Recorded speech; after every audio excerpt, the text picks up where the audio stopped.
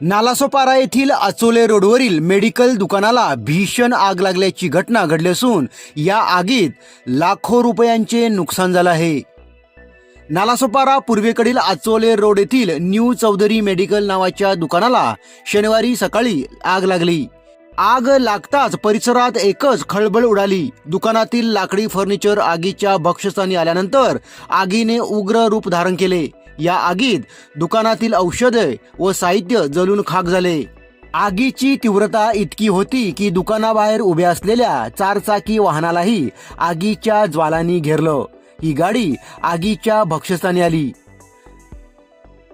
आगीच्या या घटनेची माहिती वसईविरार महापालिका अग्निशमन दलाला मिळाल्यानंतर त्यांनी तातडीने घटनास्थळी धाव घेतली व आगीवर नियंत्रण मिळवले। मात्र तोपर्यंत आगीत दुकान जळून गेले होते।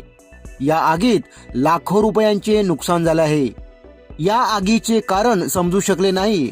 या संदर्भात पोलीस अधिक माहिती घेत आहेत।